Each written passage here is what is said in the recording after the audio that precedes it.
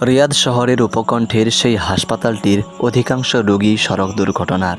সেখানকার ২৭ বছর বয়সী এক প্যারালাইজড রোগী একদিন বিশিষ্ট দায়ী আবদুল্লাহ আল মাতরুদকে এই গল্পটি বলেছিলেন। আপনি আমাকে বিছানায় পড়ে থাকা অবস্থায় দেখছেন। এখন আমি অথর্ব, অক্ষম একটা মানুষ। বহু বছর আগে আমি একবার দুর্ঘটনার শিকার হয়েছিলাম। তখন থেকেই এই অবস্থায় হাসপাতালে পড়ে আছি আমি। আপনাকে আমার গল্পটা বলি। একদিন আমার মা আমার এক নিকটাত্মীয়কে দেখতে যেতে চাইলেন। তিনি অনুরোধ করলেন আমি যেন তাকে সেখানে নিয়ে যাই।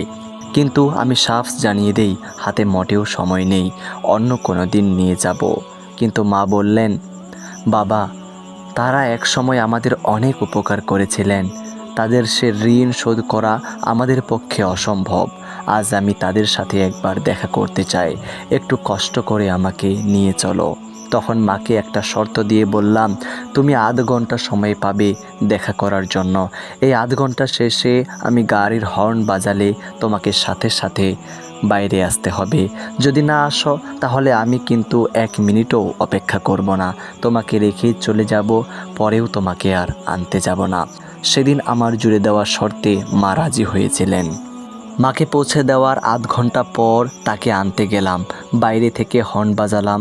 তিনি বের হয়ে না আসায় আমি গাড়ি নিয়ে দ্রুত ফিরছিলাম। কিন্তু বেশি দূর আসা হয়নি আমার।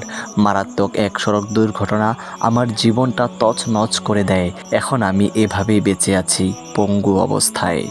সোজা হয়ে দাঁড়াতে পারি না, নড়াচড়াও করতে পারি না, এমনকি পাশ ফিরতেও পারি না। শুধু পিঠ বা বুকের উপর ভর দিয়ে শুয়ে থাকতে হয় আমাকে।